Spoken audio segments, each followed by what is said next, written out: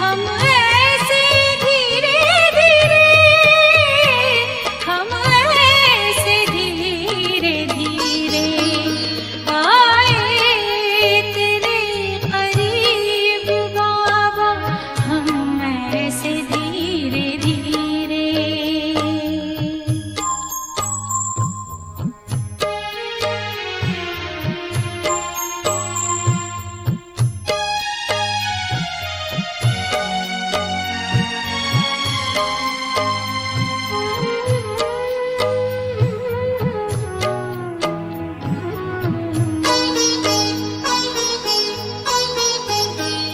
सितारों की दुनिया में रहते बाबा हमारे, बेहद हसीन घड़ियां देखें रूहानी नजारे, मीठे वतन में पहुँचे हम ऐसे धीरे धीरे, हम ऐसे धीरे धीरे आए तेरे करीब बाबा, हम ऐसे धीरे धीरे आए तेरे करीब बाबा, हम ऐसे धीरे धीरे।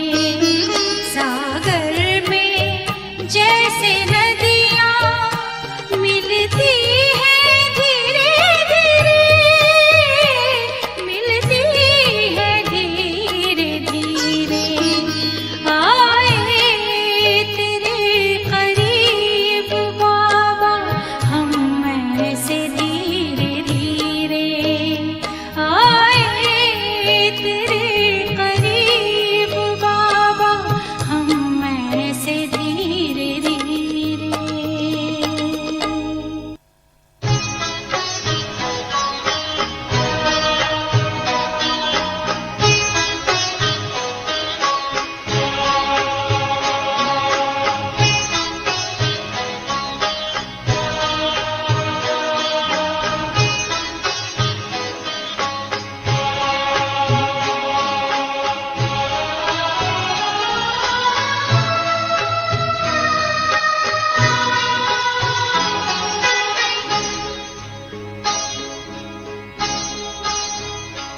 तेरी पालना का बाबा, तेरी पालना का बाबा, एहसान चुकाए किस तरह, एहसान चुकाए किस तरह।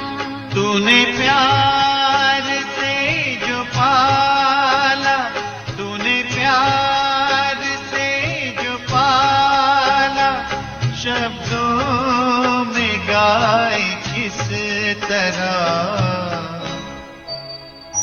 तेरी पालना का बाबा, तेरी पालना का बाबा।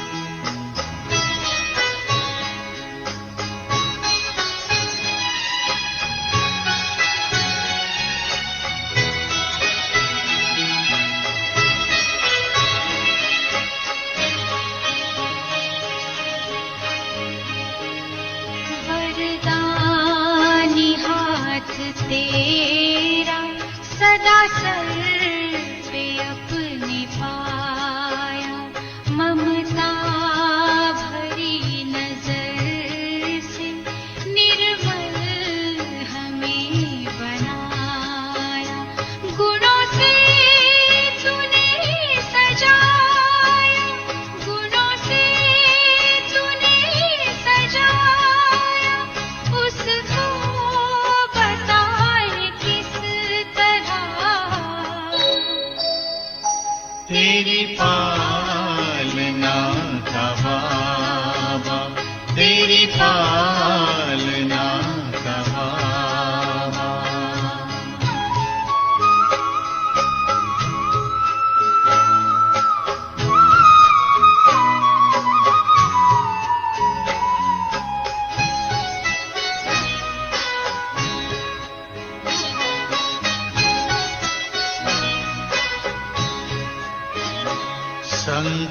अल्प सांस तुमने बच्चों पे है लुटाए, उपमा तुम्हारी बाबा हम तो कहीं न पाए। हमें खुद सा है बनाया, हमें खुद सा है बनाया, उसको भुलाए किस तरह। तेरी पालना का बाबा, तेरी पालना का बाबा।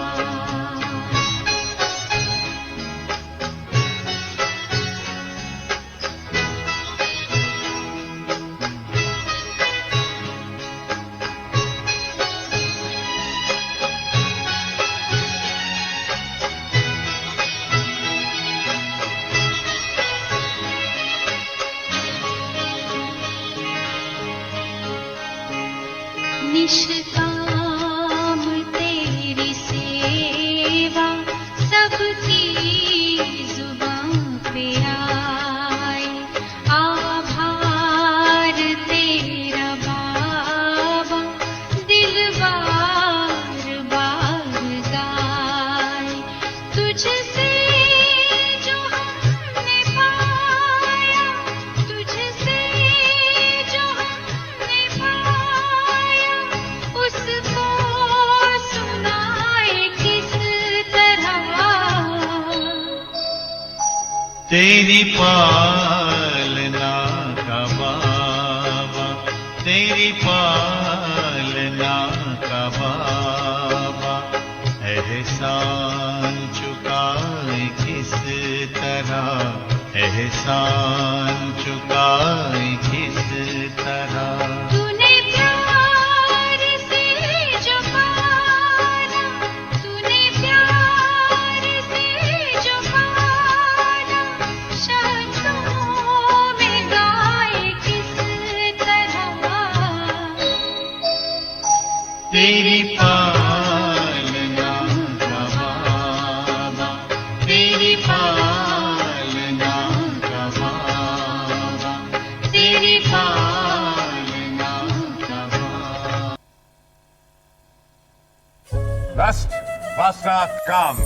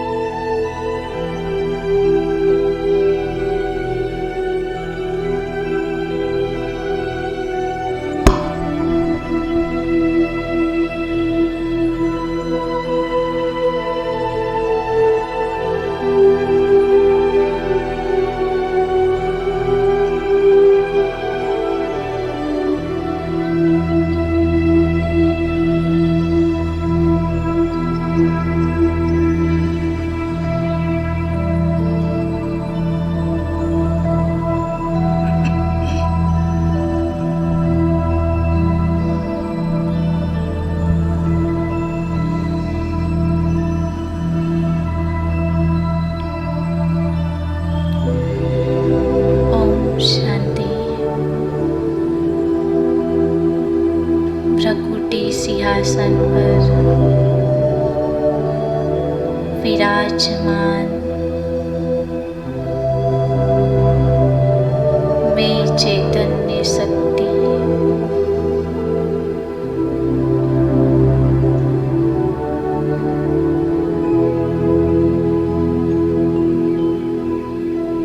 मैं आत्मा छोटा सा बिंदु, छोटा सा सितारा,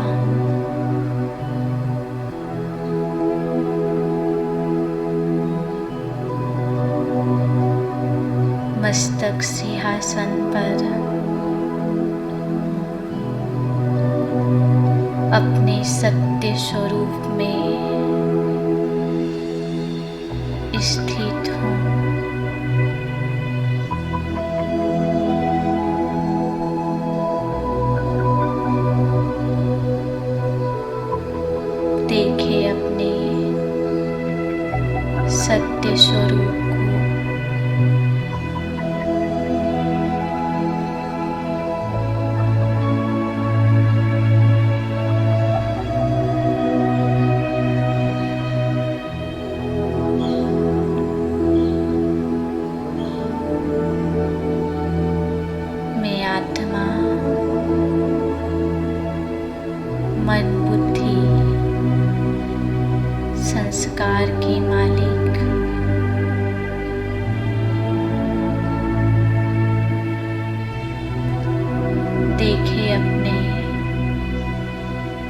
मन के संकल्पों को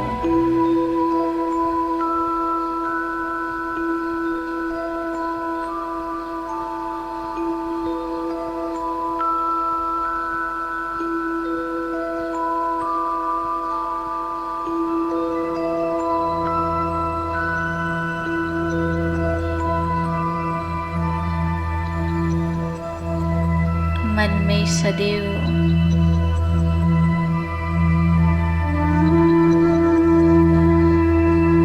शुभ भावना, रहम की भावना है।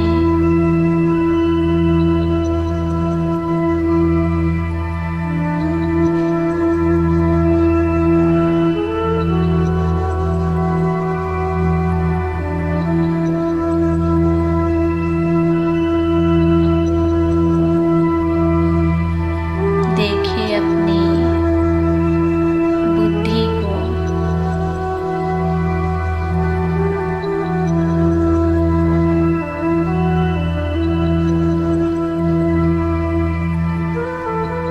मेरी बुद्धि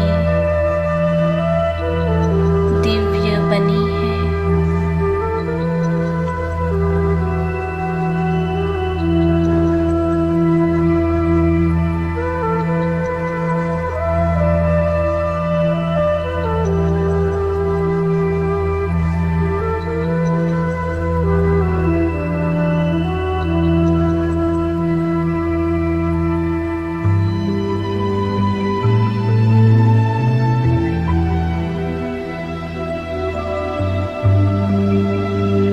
देखिए अपने संस्कारों को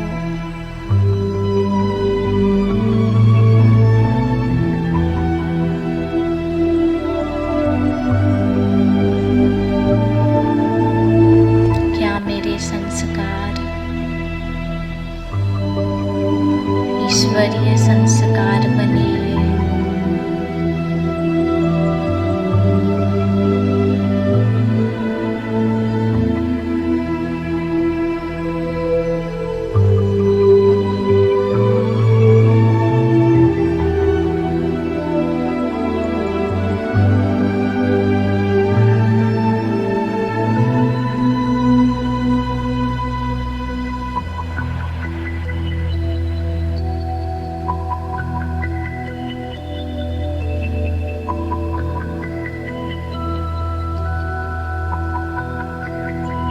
महसूस करें अपने आप को प्यारे बाबा की छत्र छाया में।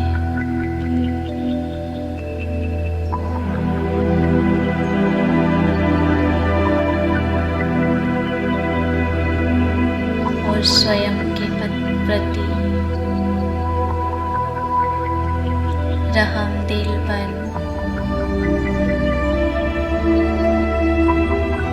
स्वयं का परिवर्तन करें।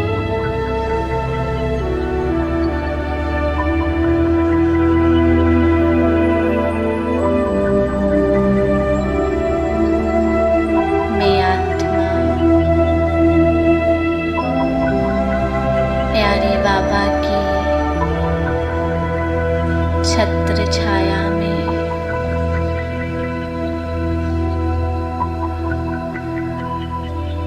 ज्ञान, गुण और शक्तियों से भरपूर हो रही हूँ।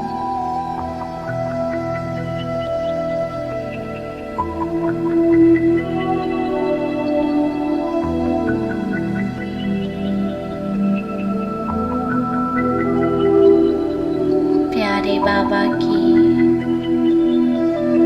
याद से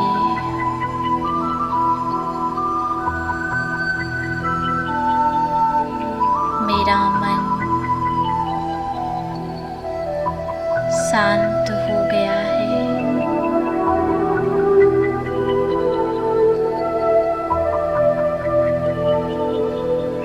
मन में सर्व आत्माओं के प्रति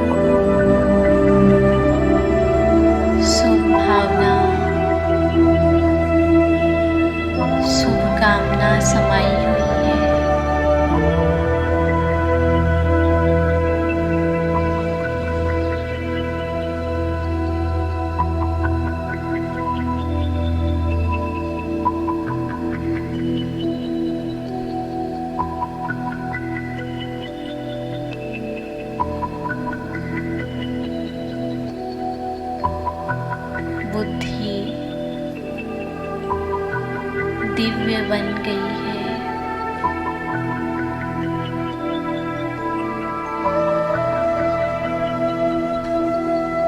एकाग्र हो गई है।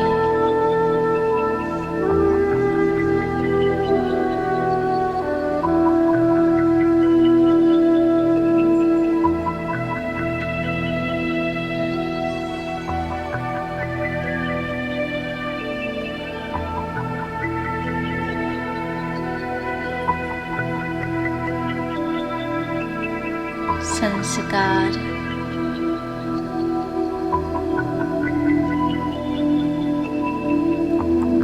अनादि और आदि संस्कार बन गए हैं।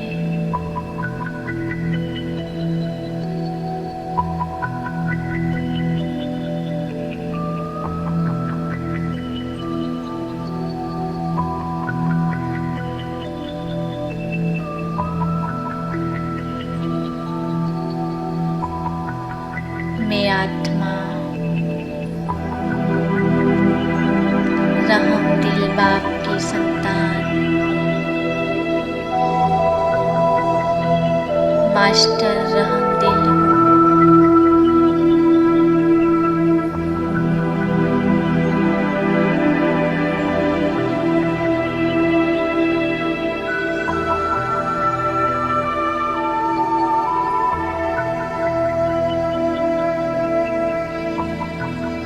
आज संसार में चारों ओर हलचल का वातावरण है।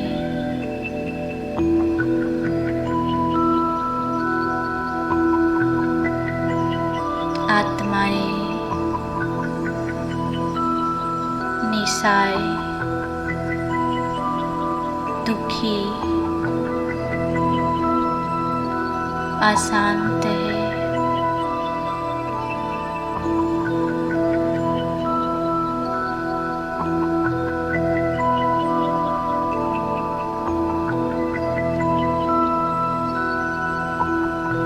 ऐसे समय में मैं आत्मा रहम दिल बाप की संतान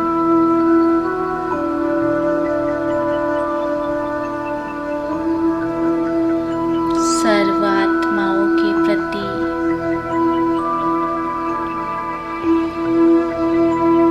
रहम भाव रखने वाली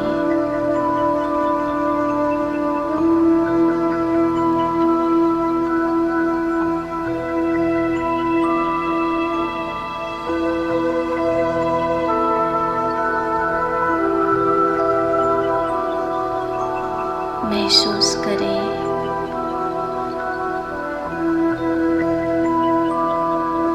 बाबा की छत्र छाया में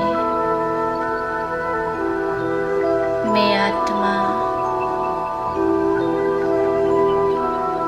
सर्व प्रकार से संपन्न हो गई हूँ।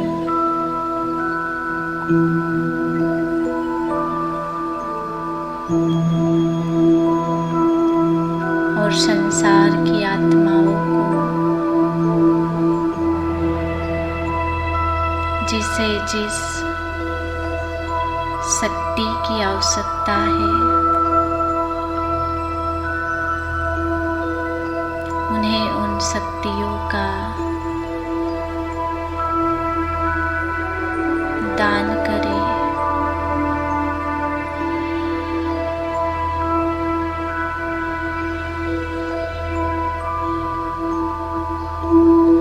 मुझ आत्मा से सुख, शांति और पवित्रता की किरणें निकलकर समस्त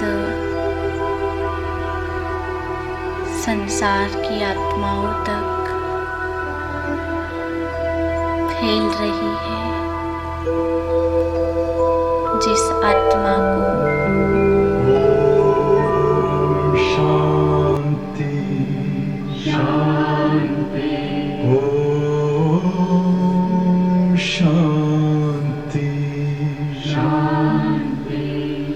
अंतर मन में ज्योति जगा लो, होगा दूर अंधेरा।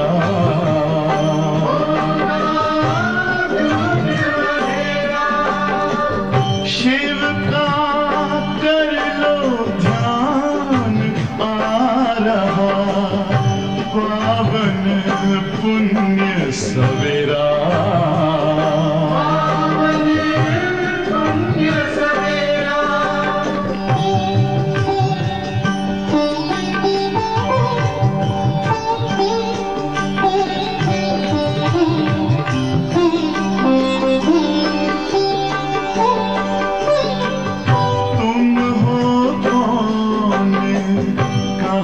से आए अपने आप को जानो, राजयोग के द्वारा अपना परम पिता पहचानो। इसी राजपथ पर चलकर पालो अपना बसेरा।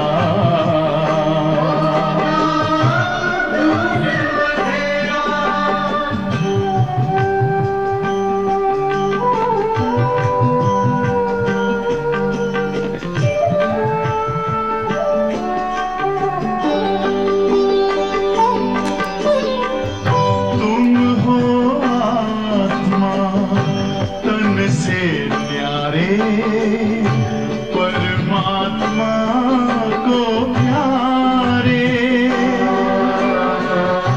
दिव्य गुणों को धारण करके योगी बनो दुलारे। ज्योति बिंदु ही तोड़ेगा ये माया मोह का घेरा।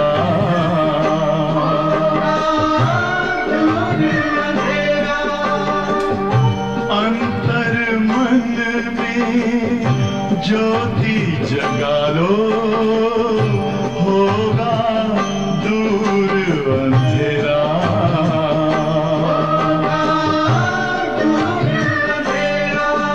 ओम शांति, ओम शांति, ओम शांति।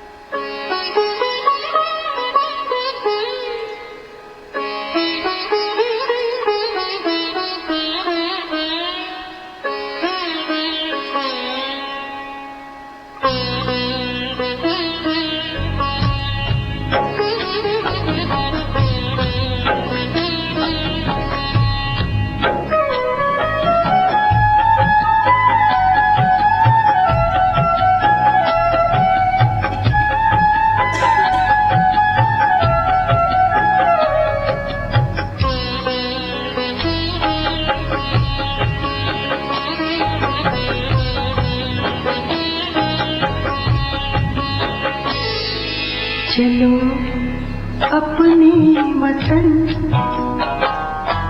चलो अपने वतन, चलो अपने वतन,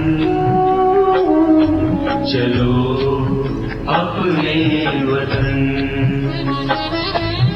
है ये सुहानी घड़ी मिलन की, चलो अपने वतन, चलो अपने वतन, चलो अपने वतन, चलो अपने वतन। है ये सुहानी घड़ी मिलन की, चलो अपने वतन चलो अपने वतन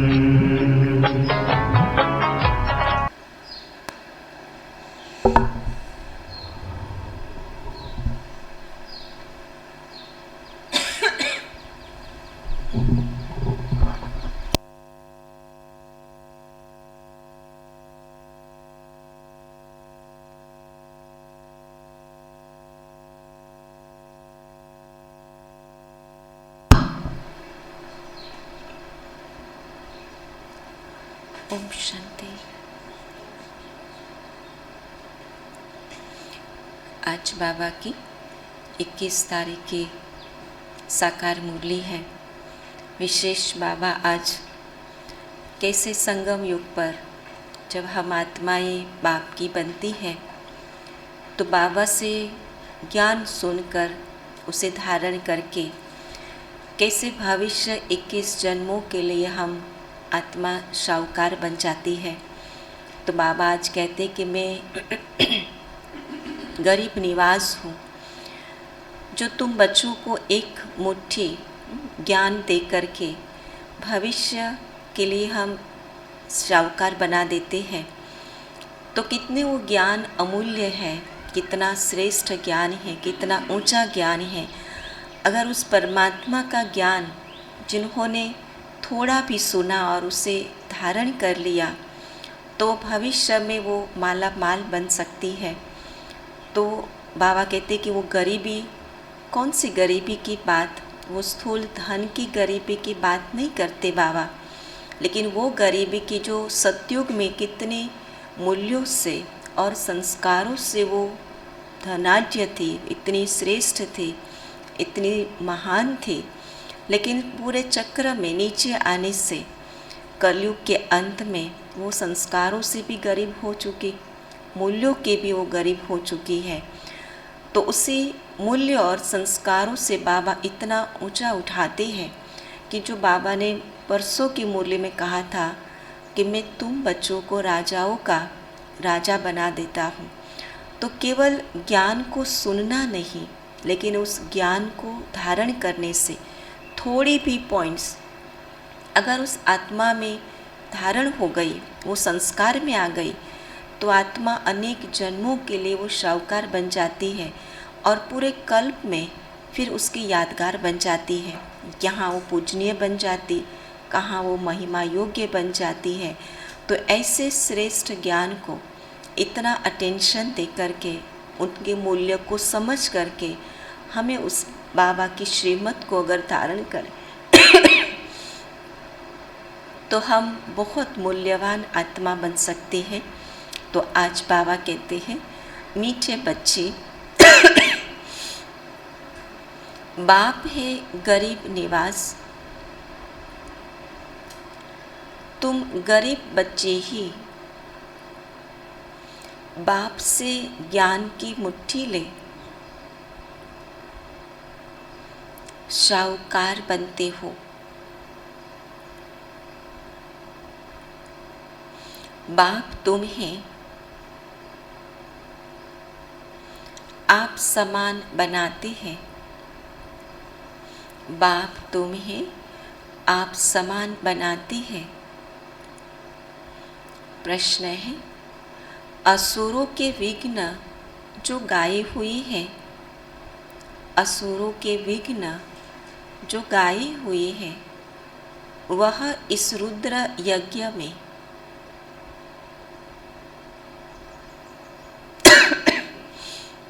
कैसे पढ़ते रहते हैं।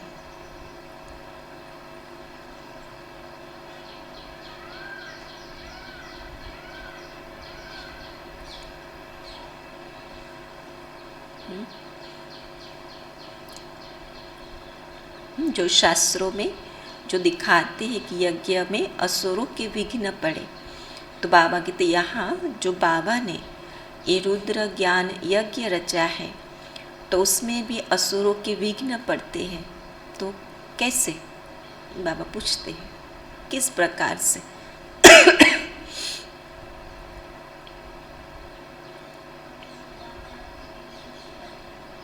सेवा में आकर विघ्न और बनते हैं, पर कैसे? बाबा कहते मनुष्य तो समझते हैं, असुरों ने शायद यज्ञ में गोबर आदि का किचड़ा डाला होगा, परंतु ऐसा नहीं है। यहाँ जब किसी बच्चे को अहंकार आता है, यहाँ जब किसी बच्चे को अहंकार आता है, कोई ग्रहचारी बैठती है, तो जैसे कीचड़ा बरसने लगता है।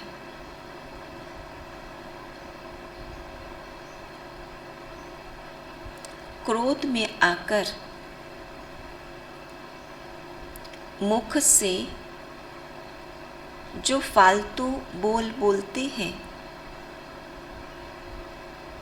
क्रोध में आकर मुख से जो फालतू बोल बोलते हैं, यही इस रुद्र यज्ञ में बहुत बड़ा विघ्न डालते हैं।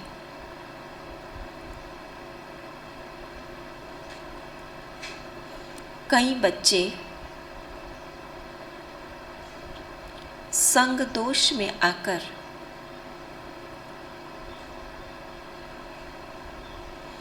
अपना खाना खराब कर देते हैं।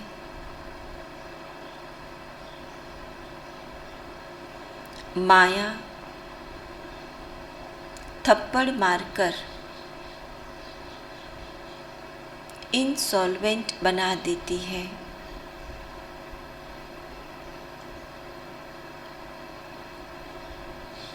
ओम शांति। याद में बैठे हो तो जैसे योग में बैठे हो। योग माना बहुत सिंपल बाबा अर्थ समझाते हैं। याद में बैठना है, मन और बुद्धि से किसी को याद करना माना उससे योग लगाना। तो याद में बैठे हो तो जैसे योग में बैठे योग में बैठे हो। हर एक जानते हैं कि हमको तमो प्रधान से सतो प्रधान बनना है। यह है गुप्त मेहनत, ये दिखाई नहीं देती, लेकिन अंदर ही अंदर ये परिवर्तन की प्रक्रिया चलती है। और वो परिवर्तन की प्रक्रिया कब होती है कि जब मन और बुद्धि एक पिता की याद में रहती है। तो बाबा कहते जब याद में बैठते हैं तो तमो प्रधान से सतो प्रधान बनते जाते हैं। ये मेहनत है गुप्त, इसमें कोई बड़ाई की बात नहीं है। बाप कितना निरअहंकारी रहते हैं, जिसमें प्रवेश करते हैं वह भी कितना निरअहंकारी है। प्रजापिता ब्रह्मा के कितने ढेर बच्चे हैं, चलन कितनी साधारण है। जैसे घर में बड़ा बाबा चलते हैं, निराकार के लिए भी कहा जाता है निरअहंकारी है। कैसे? बड़ा बाबा माना शिव बाबा के लिए भी कहते हैं कि वो भी कितने निरअहंकारी। गुप्त है ना, इनको यह नहीं रहता कि हमारा शो हो, भपके से सबको पता पड़े। और इसलिए बाबा ने ऐसे ठाठ माठ वाले वो तिलकधारी भगवे वस्त्रधारी को पसंद नहीं किया। बाबा ने क्या पसंद किया? बिल्कुल साधारण वेश में प्रवेश किया बाबा ने। भपके से नाम तो होता है ना। तो बाप कहते हैं यह सब रस्म रिवाज कलयुगी देह अभिमानियों की है। यहाँ तो शांत में आते जाते हैं। कैसे आते हैं, कब आते हैं, कब चले जाते, पता भी नहीं चलता। जब शुरू में बाबा की प्रवेशता होती थी तो पता नहीं चलता था, लेकिन जब ज्ञान सुनते सुनते फिर आत्माओं को पता चला कि शिव बाबा की प्रवेशता हुई। और जैसे निकल जाते थे तो भी तुरंत पता चल जाता था, क्योंकि ज्ञान से आत्मा को परख सकते हैं। तो बाबा तो हमेशा कहते हैं स्टेशन पर भी कोई ना आवे, क्योंकि उस समय बाबा केवल बॉम्बे कलकत्ता जाते थे, तो बच्चे को बहुत प्यार होता था, रिस्पेक्ट होता था, तो स्टेशन बाबा को छोड़ने के लिए जाते थे। तो बाबा कहते वहाँ पर भी कोई ना आवे, कोई हंगामा नहीं। बाप कहते हैं मुझे गुप्त ही रहने दो। कितने निरअहंकारी, स्वयं भगवान जिसमें प्रवेश करते, जिसको कोई भी नाम मान शान पबके की कोई भी इच्छा आशा अपेक्षा नहीं। बाबा कहते इसमें ही मज़ा है। साधारण स्वरूप में रहना, गुप्त रहना, उसमें ही मज़ा है। बड़े भपके वाले को, बड़े आदमी को मारने में भी देरी नहीं करते। बाबा तो है ऊंचते ऊंच, चलन गरीब से गरीब चलते हैं। इतनी साधारण चलन। बाप गरीब निवास है ना, गरीबों से ही मिलने आते हैं। साधारण चलन माना विचार और व्यवहार की बात नहीं, लेकिन रहन कहन बहुत साधारण सिंपल, और चलन और विचार इतने श्रेष्ठ, इतने महान। बाबा कहते शाहूकार लोग तो नामी ग्रामी मनुष्यों से ही मिलते हैं, इनको तो गरीब ही प्यारे लगते हैं। गरीबों पर ही तरस पड़ता है, तो बाप गरीबों पर तरस खाते हैं। ज्ञान की मुट्ठी भर देते हैं, तो तुम शाहूकार बनो। शाहूकारों का ठहरना मुश्किल है, ये सुनते ज़रूर है, लेकिन जब धारणा की बात आती है तो बड़ा मुश्किल लगता है। तो बाबा कहते दरकार ही नहीं है इस ज्ञान मार्ग में। गवर्नमेंट को तो धनवान लोग बहुत मदद करते हैं ना, नामी ग्रामी है ना, वहाँ तो बहुत दान करने वालों का नाम अखबार में निकाला जाता है, और यहाँ तो पुरुषार्थ भी गुप्त, दान भी गुप्त, स्वयं भी गुप्त है ना। तो बाबा सब गुप्त है। यहाँ गरीब दान करते हैं तो अखबार में डालना चाहिए। चावल की मुट्ठी देकर फिर महल ले लेते हैं। बाप गरीब निवास गाया हुआ है, सबसे मिलते जुलते रहते हैं।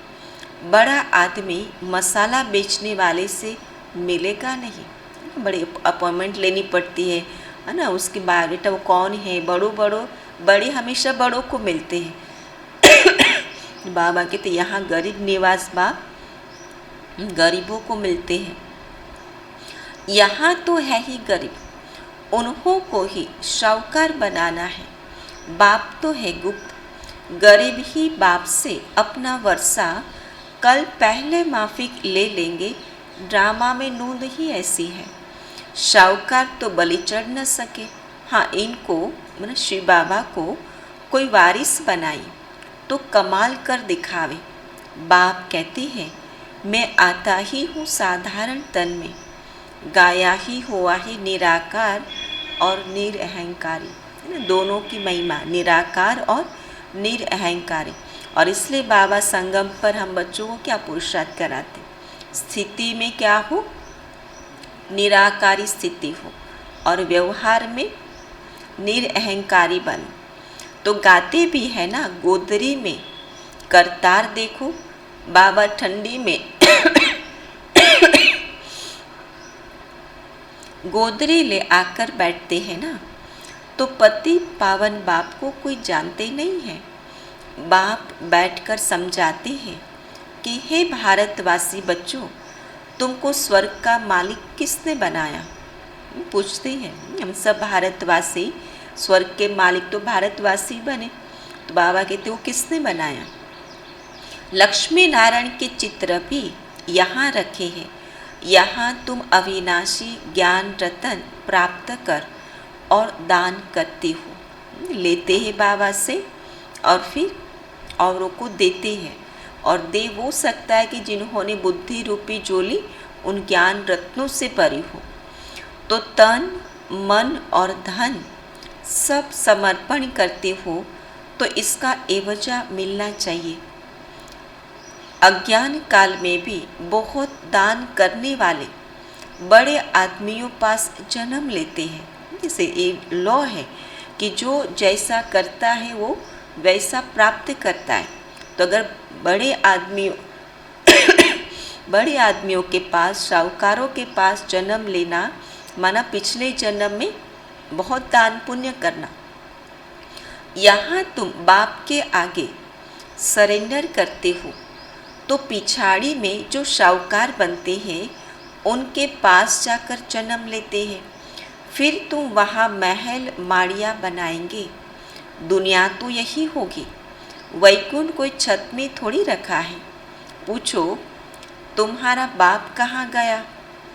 कहेंगे शिव काशीवास किया और मुक्ति को पाया, अर्थात स्वर्ग पधारा। परंतु अब तुम समझते हो मुक्ति, जीवन मुक्ति किसी को मिलती नहीं है। सब यहाँ ही आते जाते हैं। कर्म अनुसार एक शरीर छोड़ दूसरा लेते हैं। नहीं, अज्ञान है कि अगर गए तो कहते मुक्ति में पधारे, पार निर्वाण गए, स्वर्गवासी हुए। लेकिन कर्म का हिसाब कैसे संसार में आत्माओं के साथ बंधा हुआ है उसको चुकतू ज़रूर करना है। और जब तक वो आत्माओं कर्म का हिसाब किताब चुकतू ना करे तब तक वो मुक्ति और जीवन मुक्ति में जा नहीं सकती।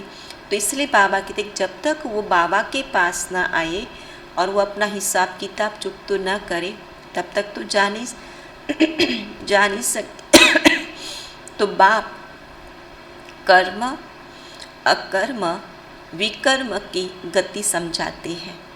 रावण राज्य में जो भी कर्म मनुष्य करते हैं वह विकर्म बन जाते हैं। रावण की प्रविष्टता है तो उसके प्रभाव में आकर जो भी कर्म किया वो सारे ही कर्म कौन से खाते में जाता? विकर्म के खाते में। लोभवश कर्म किया, मोहवश कर्म किया, क्रोधवश कर्म किया, अहंकारवश कर्म किया, वो सारे कर्म विकर्म के खाते में चले जाते। और इसलिए बाबा कहते कि वो श्रेष्ठ कर्म का खाता बढ़ाना हो तो क्या पुरुषार्थ करो? आत्म स्थिति में स्थित होकर कर्म करो, वो सारे कर्म श्रेष्ठ कर्म होंगे। या तो बाबा की याद में कर्म करो, सारे कर्म श्रेष्ठ कर्म हो जाएंगे, सुकर्म। बालिक अवस्था में ही हिसाब किताब बनता है। छोटे बच्चे का कुछ जमा नहीं होता है। बच्चा बड़ा होता है तो उनके माँ बाप काम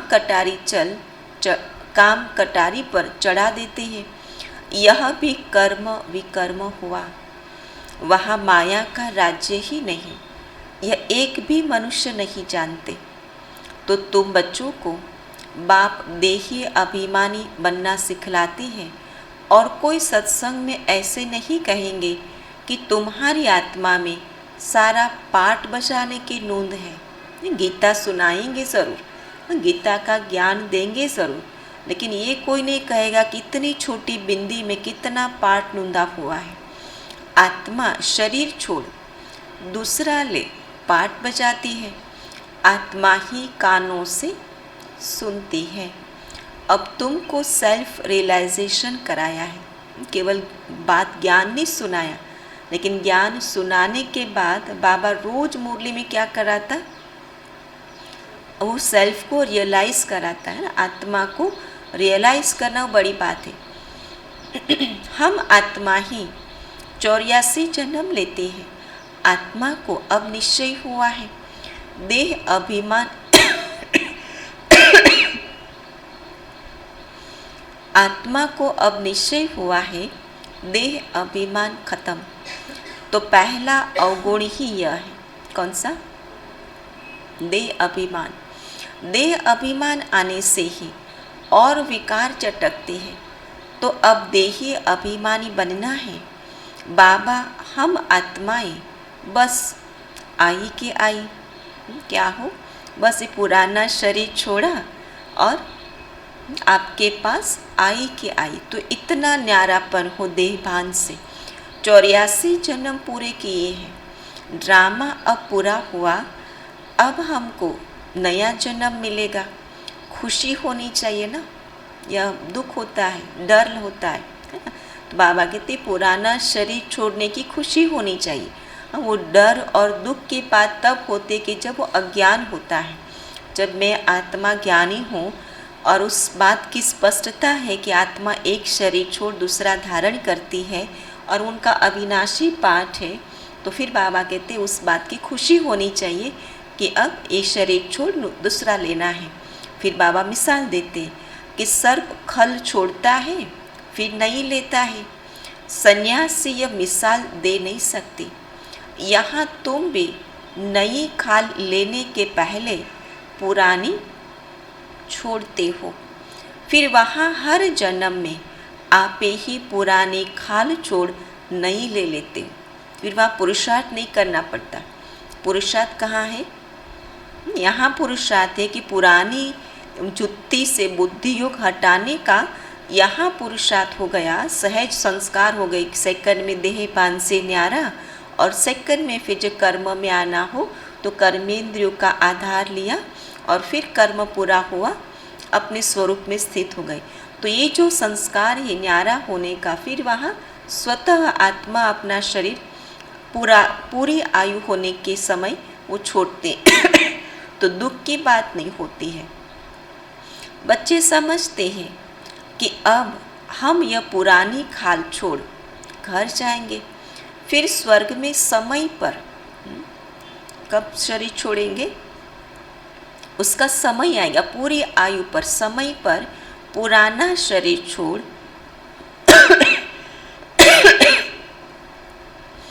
दूसरा लेते रहेंगे। सर्प तो बहुत बार खाल उतारता है, तुमको तो यहाँ प्रैक्टिस कराई जाती है। यह 84 जन्मों की सड़ी हुई खाल है। क्या बाबा अभ्यास कराते?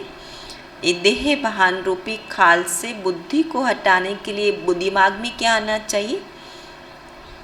84 जन्मों की ये सड़ी हुई मैंने बिल्कुल तमो प्रधान जड़ीभूत है ये शरीर।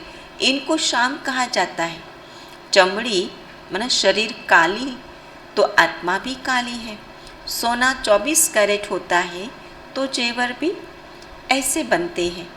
आगे खाद डालने का कायदा नहीं था, सच्चा सोना चलता था। सतयुग में जो गहने बनते थे उसमें एलॉयज मिक्स नहीं होती थी, कोई मिलावट नहीं होती थी, और इसलिए कितना भी सोना पहनते बहुत हल्का फुल्का। सच्चे सोने में वो वजन नहीं होता लेकिन यहाँ तो खाद मिलाई जाती है।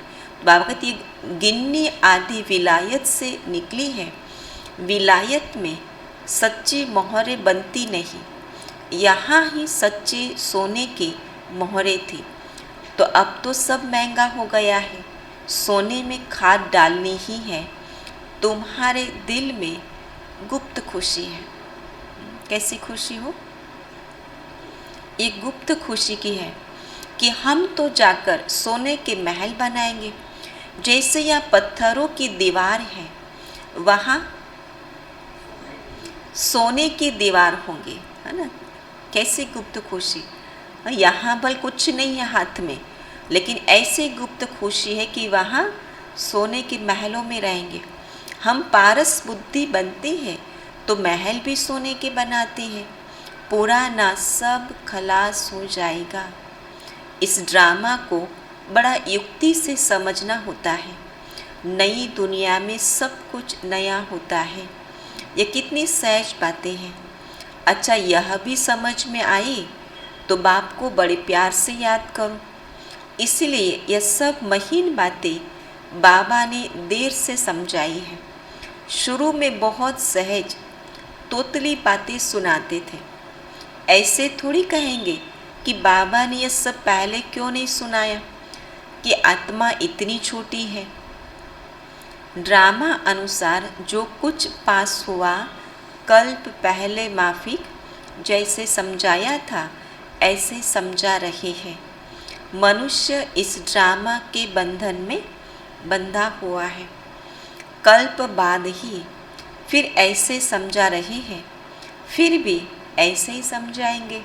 जो इस कल्प पे समझाया वो फिर से समझाएंगे। बहुत बच्चे साधारण रूप देख मूंझते हैं।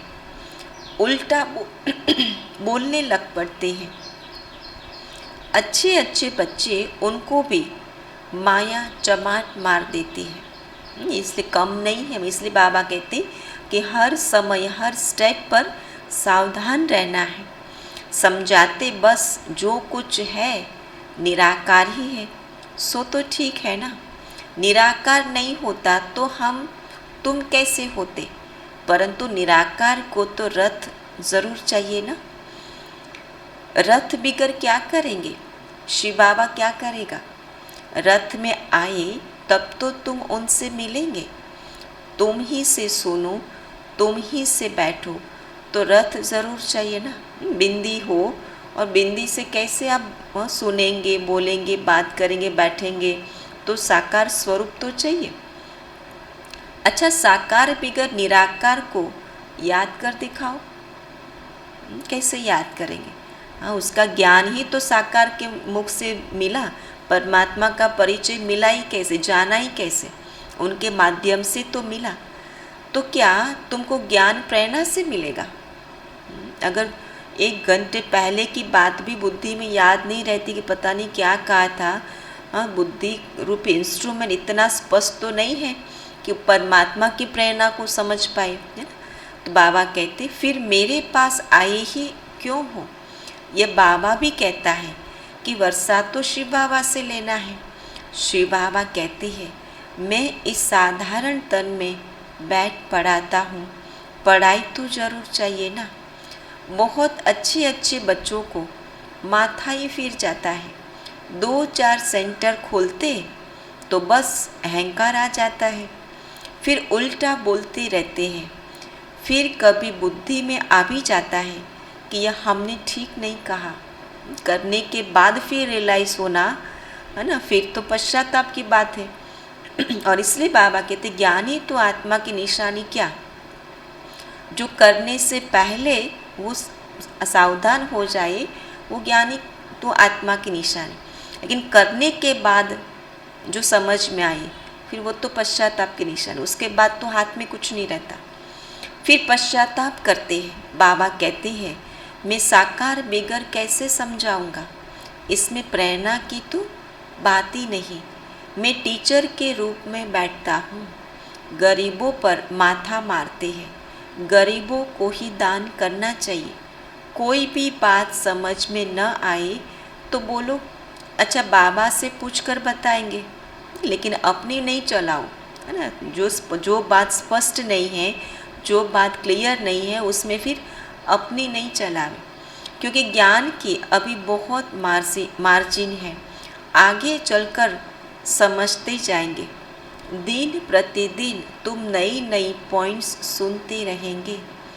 तुम बच्चों को तो बिल्कुल ही निरअहंकारी बनकर रहना है। यही तो सच्चे ज्ञानी की निशानी होती है। ज्ञानी बहुत निरअहंकारी, नम्रचित, निर्मोही, ये ज्ञानी आत्मा की निशानी है। अहंकार आने से ही फिर सारा किचड़ा बाहर निकल आता है। किचड़े की जैसे वर्षा होती है। कहते भी है रुद्र यज्ञ में असुरों का किचड़ा पड़ा, वह समझते शायद गोबर आदि डालते होंगे। सचमुच यह गोबर है। फालतू बोलने लग पड़ते हैं, व्यर्थ बोलना, फालतू बोलना, है ना, क्रोधवश आकर उल्टे सुलटे शब्द बोलना, वो सारा क्या है, गोबर। क्रोध आदि करते ये जैसे गोबर डालते हैं। चलते चलते किसी को ग्रहचारी बैठती है तो छटेले बन जाते हैं। माया थप्पड़ मार एकदम इंसॉल्वेंट बना देती है। कमाई में ग्रहचारी होती है ना, तब तो कहते हैं आश्चर्यवत सुनंती, संग दोष में आकर अपना खाना खराब कर देते हैं। और इसलिए बाबा हमेशा कहते है ना, ज्ञान मार्ग में चलते चलते संग दोष की बहुत संभाल करो, है ना। कहाँ पर भी किसी के प्रभाव में बुद्धि न आवे, किसी के आकर्षण में ना आवे, किसी की लगाव में ना आवे। तो बाबा कहते बहुत खबरदार रहना है। संग तारे कुसंग बोरे, बाबा बिल्कुल मना कर देते हैं। बड़े आदमी के दुश्मन बहुत बन पड़ते हैं। यहाँ फिर विष का खाना न मिलने से कामेशु क्रोधेशु बन पड़ते हैं। क्रोध की उत्पत्ति तब होती है जब कामनाओं की पूर्ति नहीं होती है। बस हम इनको मारेंगे। बाप तो कहते हैं काम तो तुम्हारा दुश्मन है। तुम पावन देवी देवता थे, अभी कहते हो कि हम पतित दुखी हैं। बाबा कहते हैं इस ज्ञान यज्ञ में असुरों के विघ्न बहुत पड़ेंगे, शुरू से ही पढ़ते आए हैं। मुख्य है ही पवित्रता की बात। तुम पुकारते भी हो कि हे पतित पावन आओ, तो अब आए हैं, पावन बनाते हैं, फिर क्यों पतित बनने चाहते हो? बुलाया ही तो पावन बनने के लिए है। और जब वो आ गया है और वो पावन बनने की वो शिक्षा देते हैं तो फिर बाबा कहते क्यों पतित बनते हो? विकारों पर ही शुरू से झगड़ा चलता है। बच्ची या भी कहती है हमको तो बाप से वर्षा जरूर लेना है, कुछ भी हो जाए। बाप क्या करेगा? मारेगा ना। लड़ाई में कितने मरते हैं। तुमको बाप कोई मार नहीं डालेगा, हाँ सहन ज़रूर करना पड़ता है, क्योंकि धारणा ऊंची है ना, तो इसलिए सहन ज़रूर करना पड़ता है। इसमें महावीरता चाहिए। शिव शक्ति का गायन तुम्हारा ही है। आदि देव को महावीर कहते हैं, परंतु अर्थ थोड़ी समझते हैं। अब तुम समझते हो कि माया पर जीत पाते हैं और दूसरों को माया जीत बनाते हैं। देलवाड़ा मंदिर में जगत अम्बा भी बैठी है, कोठरियों में बच्चियाँ भी बैठी है। महावीर बच्चे सब ब्राह्मण ब्राह्मणियाँ ठहरे। तुम्हारी बुद्धि में कितना राज है, और ये राज जब बुद्धि में रहता है तो हर समय राजी रहते हैं, और जब राज नहीं होता है तो नाराज रहते हैं। हूबहू तुम्हारा ही यादगार है। लक्ष्मी नारायण का मंदिर भी यादगार है। गांधी की बरसी मनाते हैं। यह किया, टैगोर ने एक ऐसा था, अच्छा काम करते थे। कितनी बड़ी बड़ी जीवन कहानियाँ लिखी हुई हैं, कितने वॉल्यूम्स हैं, मतलब कितने बड़े बड़े वॉल्यूम्स में लिखे हैं। यहाँ तुम्हारी बुद्धि ही बड़ा वॉल्यूम है। अपनी छोटी सी बुद्धि में कितना सारा ज्ञान का विस्तार, तीनों कालों का ज्ञान भरा है। सारी सृष्टि के आदि मध्य अंत का राज तुम्हारी बुद्धि में है। बुद्धि में ही ज्ञान की धारणा होती है। बुद्धि ही तो ज्ञान को समझती है, और जो बात समझ में आती वो धारणा में आती है। कितनी बुद्धि विशाल है, किन की बुद्धि विशाल है, किन की कम है, नंबर है ना। यह है नई नॉलेज जो बाप के सिवाय कोई सुना नहीं सकते। इस बाप पर बलि चढ़ने से तुमको स्वर्ग का मालिक बना देते हैं। तो बेहद का बाप पतित दुनिया, पतित शरीर में आकर बच्चों के लिए कितनी मेहनत करते। उनको क्या ज़रूरत है? वो चाहे तो एक सेकंड में दुनिया को परिवर्तन कर सकते हैं, लेकिन दुनिया को चलाने के योग्य बनाने के लिए बाबा को यहाँ पतित दुनिया में, पतित शरीर में आकर हम बच्चों के ऊपर मेहनत करनी पड़ती। तो जितनी बाबा मेहनत करते उतना रिटर्न देने के लिए हम स्वयं के ऊपर मेहनत करें, तो ज़रूर बच्चों को बलि चढ़ना चाहिए। इतनी मेहनत करते हैं तो बाबा कहते हमको बलि चढ़ना चाहिए, और बलि चढ़ना माना बुद्धि से समर्पित होना चाहिए बाप के ऊपर। वह शिव बाबा तो है ही निराकार, दाता है ना। कहते शिव बाबा हम आपको पैसे भेज देते हैं मकान बनाने के लिए। तो बाबा कहते हैं मैं तो निराकार हूँ, तो ज़रूर ब्रह्मा द्वारा ही बनाऊँगा। डायरेक्शन देता हूँ, तुम्हारे लिए बनावे। हम तो आए हैं थोड़े समय के लिए। कितने समय के लिए? केवल ज्ञान सुनाने, फिर निर्वाण धाम चले जाएंगे। कितना प्यार से बैठ समझाते हैं, कितनी सहज बात है। देह सहित देह के सब संबंध त्याग एक बाप को याद करो। चाहे तो स्वराज्य पाओ, चाहे प्रजापद पाओ। पुरुषार्थ क्या करो? देह सहित देह के सब संबंध को त्याग एक बाप को याद करो। तुम्हारे पुरुषार्थ पर है। जो पद पाना चाहो वो किस पर निर्भर करता है? हमारे पुरुषार्थ पर। एक एक राजा रानी के पास प्रजा कितनी लाखों के अंदाज में आती है। यह ज्ञान तो ढेर सुनेंगे। आप समान बनाने की मेहनत करनी है। पावन यहाँ बनना है। तुम जानते हो पतित पावन बाप आया हुआ है। कल पहले माफिक हमको समझा रहे हैं। बाबा ने राज्य दिलाया था, रावण ने छीन लिया। हार कैसे हुई है, फिर जितना कैसे है, यह भी बुद्धि में है। बहुत बच्चे यह भी भूल जाते हैं। माया नाक से पकड़ लेती है। सेकंड में जीवन मुक्ति पाते हैं, फिर जट जीवन बंद भी हो जाते हैं। देरी नहीं करते। बाप कहते बच्चे खबरदार रहो। किससे? माया से खबरदार रहो। तुम रूप बसंत बन सदा मुख से रतन ही निकालो। कीचड़ा सुनना भी नहीं चाहिए। निकालने की तो बात ही नहीं, लेकिन बाबा कहते कीचड़ा सुनना भी नहीं चाहिए। समझो हमारा यह दुश्मन है। अगर कोई व्यर्थ बातें सुनावे, पर चिंतन की बातें सुनावे, पराई बातें, दूसरी आत्मा की बातें सुनाए, पुरानी बातें सुनाए, तो क्या समझो? ये सारा कीचड़ा है जो हमारा दुश्मन है, जो सुनाने वाला है। ज्ञान के सिवाय और सब बातें सुनना इविल है। अच्छा, मीठे मीठे सिक्के लधे बच्चों प्रति माता पिता बाप दादा का याद प्यार और गुड मॉर्निंग। रूहानी बाप की रूहानी बच्चों को नमस्ते। रूहानी बच्चों की रूहानी बाप दादा को याद प्यार गुड मॉर्निंग और नमस्ते। आज की धारणा क्या होगी? निरअहंकारी बनना है। स्थिति हमारी निराकारी हो और कर्म में चलन में बाप समान निरअहंकारी बनना है। संग दोष का बहुत संभाल करनी है।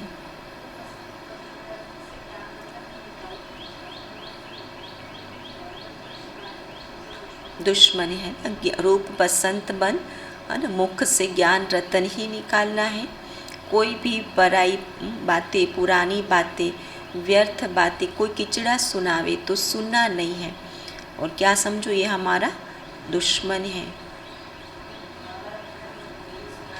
बुद्धि बड़ा वॉल्यूम जिसमें तीनों कालों का ज्ञान भरा हो। पहली पॉइंट है, पहला अवगुण जो देह अभिमान का है। पहला अवगुण जो देह अभिमान का है, उसे निकाल कर पूरा पूरा देही अभिमानी बनना है।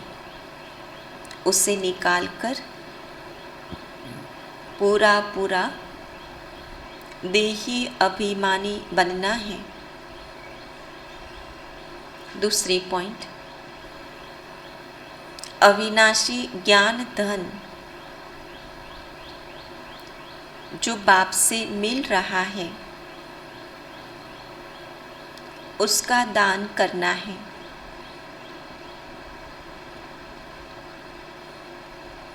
बाप समान निरअहंकारी बनना है।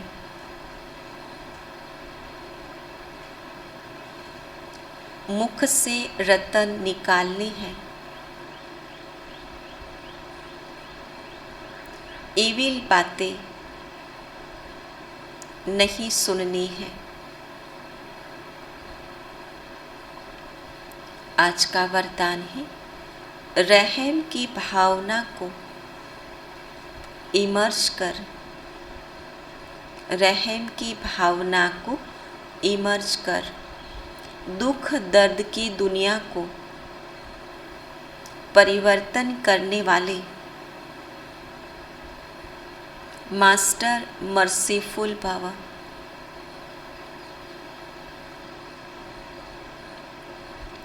विस्तार है।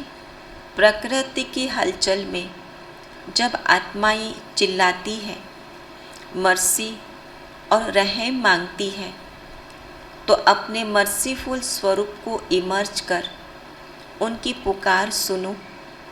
दुख दर्द की दुनिया को परिवर्तन करने के लिए स्वयं को संपन्न बनाओ। परिवर्तन की शुभ भावना को तीव्र करो। आपके संपन्न बनने से यह दुख की दुनिया संपन्न हो जाएगी। इसलिए स्वयं प्रति, चाहे सर्व आत्माओं के प्रति रहम की भावना इमर्ज करो। जहाँ रहम होगा वहाँ तेरा मेरा की हलचल नहीं होगी। स्लोगन है, ज्ञान और योग के दोनों पंख, ज्ञान और योग के दोनों पंख मजबूत हो, तब उड़ती कला का अनुभव कर सकेंगे।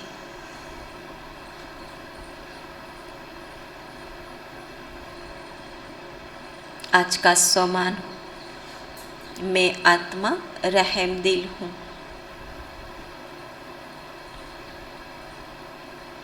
और चिंतन का पॉइंट रहेगा,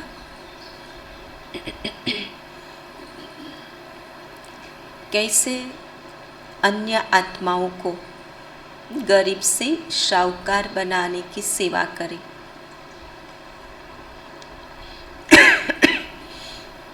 ओम शांति। बाकी कल का चिंतन है वो आज पूजा में सुनाएंगे।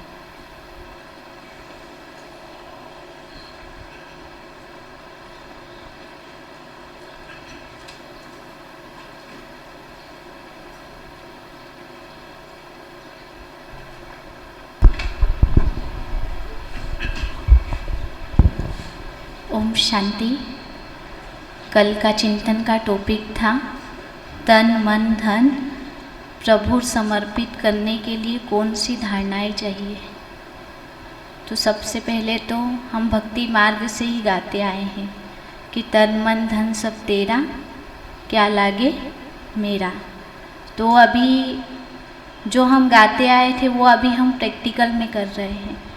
तो तन हमने प्रभु समर्पित कर दिया, अर्थात ये हमारा तन बाबा की सेवा के लिए है।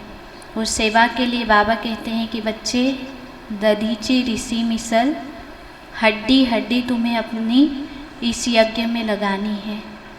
तो अब हम बाबा की सेवा कर रहे हैं। तो सेवा के लिए बाबा ने मुरली में कहा था कि तुम बच्चों को बहुत प्यार से यज्ञ की सेवा करनी है और बहुत ही सुखदायी बनना है। और हम बाबा के साथ इस विश्व परिवर्तन के कार्य में निमित्त बने हैं, विश्व की सेवा के निमित्त बने हैं। तो हर एक आत्मा दुखी है, अशांत है, परेशान है, ऐसी आत्माओं की सेवा के लिए हम बाबा के मददगार बने हैं। तो बाबा ने कहा कि अगर कोई उल्टा सुल्टा भी बोलता है तो तुम सुखदाता के बच्चे क्या हो, सुखदेव सुखदेवी हो। तो तुम्हें उस समय शांत रहना है और उन आत्माओं को क्या करना है, उनके अंदर शक्ति भरनी है। ये सबसे बड़ी सेवा है। तो सेवा के लिए तो बाबा ने कई मूल्यों में भिन्न भिन्न युक्तियाँ बताई है कि हम हर प्रकार से सेवा कर सकते हैं। जैसे एक मुरली में बाबा ने कहा, बच्चे कहते हैं बाबा सेवा नहीं है, लेकिन बाबा कहते बहुत सेवा है। मंदिरों में जाके सेवा कर सकते हो, कहीं भी मतलब न्यूज़पेपर में भी डाल सकते हो, पैम्पलेट दे सकते हो, किसी को भी परिचय दे सकते हो, बहुत सारी सेवा है। तो सेवा हम बाबा की कर रहे हैं। तो करन करावन हार तो बाबा है, हम आत्माएं तो सिर्फ निमित्त है, कराने वाला वो है। तो सेवा हम करते हैं और सेवा में हमें सफलता प्राप्त होती है। तो सदैव स्मृति में बाबा याद आना चाहिए कि बाबा ने कराया, बाबा की सेवा है। कभी भी मैंपन नहीं आना चाहिए। अगर मैंपन आया कि मैंने सेवा की, मेरी बुद्धि अच्छी है इसलिए मुझे सफलता मिली, तो वो हमारा तन जो हमने सेवा में लगाया वो प्रभु समर्पित नहीं हुआ, वो देह अभिमान आ गया। तो बाबा कहते देही अभिमानी आत्मा की निशानी ही क्या होगी? वो सदैव कहेगी बाबा ने कराया, उसको कभी मेपन नहीं आएगा। तो ऐसे तन से समर्पित होना अर्थात सेवा में सफलता मिली वो भी बाबा को समर्पित, या अगर कभी कोई कुछ बात परिस्थिति आती वो भी बाबा को समर्पित, हर बात बाबा को समर्पित। तो उसके लिए मुख्य धारणा जो चाहिए तन समर्पित करने के लिए, तो देही अभिमानी बनना है, बहुत मीठा बनना है, और ऐसी आत्माएं हमारे सामने आती है दुखी, अशांत, परेशान, तो उनको हमें सहयोग देना है। तो ये तन द्वारा सेवा हो गई। फिर मन की बात आती है। तो मन अगर हमने बाबा को समर्पित कर दिया है, तो जैसे ब्रह्मा बाबा ने तन मन धन समर्पित किया, तो बाबा के मन में सदैव क्या संकल्प चलते थे? बच्चों का कल्याण कैसे हो, विश्व की आत्माओं को शांति कैसे मिले, कैसे सबका उद्धार हो, यही बाबा के मन के संकल्प रहे। तो हमने भी अगर बाबा को अपना मन समर्पित किया है, तो सदैव मन में क्या रहे? सेवा के संकल्प हो, शुद्ध संकल्प हो, श्रेष्ठ संकल्प हो, कैसे आत्माओं का हम कल्याण करें वो संकल्प हो।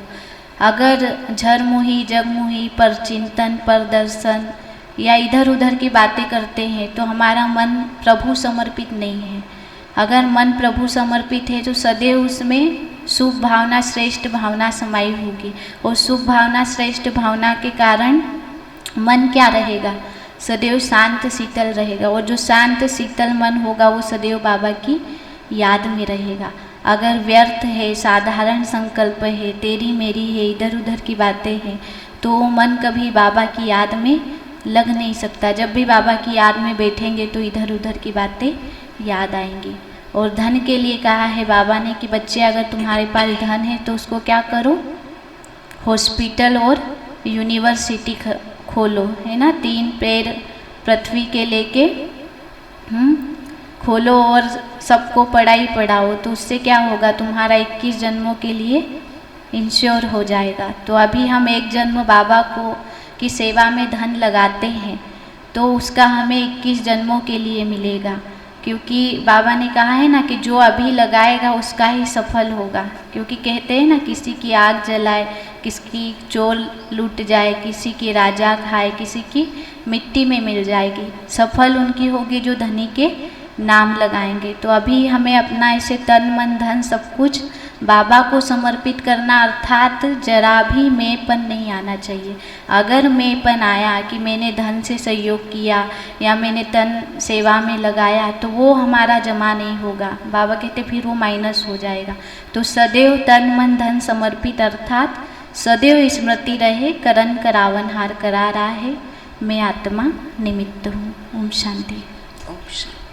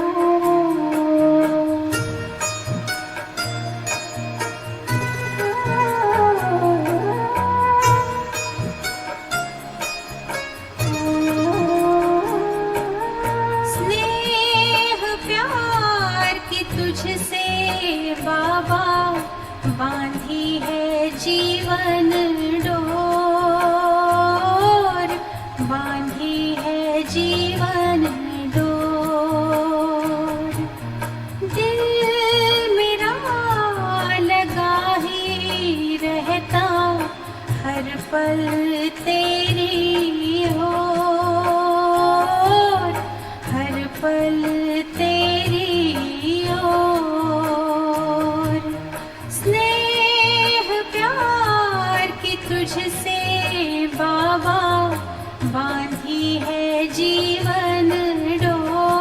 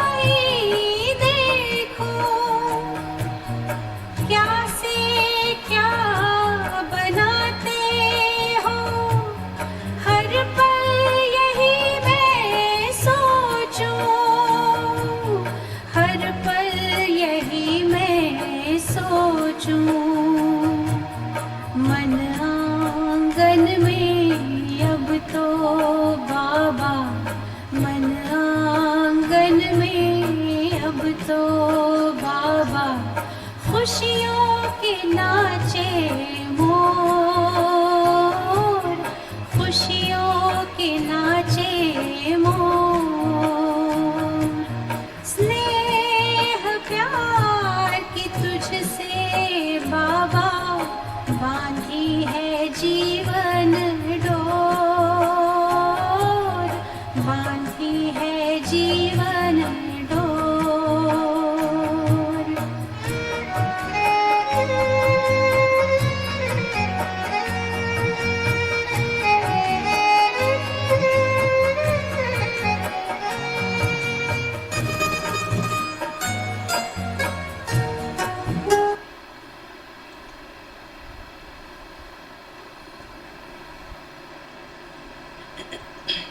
ओम शांति।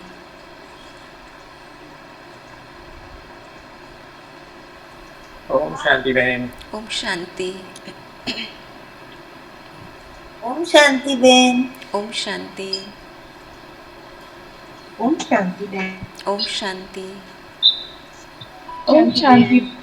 ओम शांति। ओम शांति बेन। ओम शांति। ओम शांति। ओम शांति। ओम शांति। ओम शांति।